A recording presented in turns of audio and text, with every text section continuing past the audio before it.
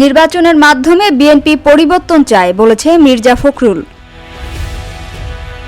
BNP মহাসচিব মির্জা ফখরুল ইসলাম আলমগীর বলেছেন, BNP liberal Democratic party, তাই নির্বাচনের মাধ্যমে পরিবর্তন চায় বিএনপি।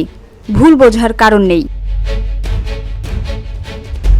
মঙ্গলবার জুলাই গণ অভ্যুত্থানের বর্ষপূর্তিতে রাজধানীর চীনমৈত্রী সম্মেলন কেন্দ্রে শহীদ পরিবারের সম্মানে বিএনপি জাতীয় ঐক্য ও গণতান্ত্রিক অভিযাত্রা শীর্ষক বিশেষ আলোচনা সভায় তিনি একথা বলেন।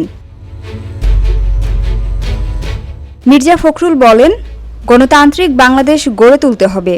সংস্কারের কথা বলা হচ্ছে, সেই সবগুলো ভীষণ 2030-এ আছে। সুকৌশলে অপপ্রচার চালানো হচ্ছে।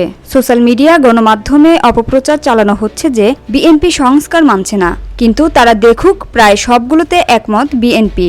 সংস্কার প্রস্তাবে কোথায় একমত হচ্ছি বা হচ্ছি না তা সরকার প্রকাশ করুক, এটা তাদের দায়িত্ব। ফোকলার রাষ্ট্রে পরিণত করা হয়েছে। ঋণের বোঝা চাপিয়ে দেওয়া হয়েছে যেন পরবর্তী সরকারের জন্য তা কঠিন হয়ে যায়। তারপরও যুদ্ধ করেছি ফ্যাসিস্টদের বিরুদ্ধে। বিএনপি মহাসচিব বলেন, যেহেতু বিএনপি বড় দল, তাই বিনা কারণে বিএনপিকে দোষারোপ করে কোনো ঐক্যের ডাক সহায়ক হবে না। ঐক্যের প্রশ্নে, গণতন্ত্রের প্রশ্নে কোনো আপোষ নেই।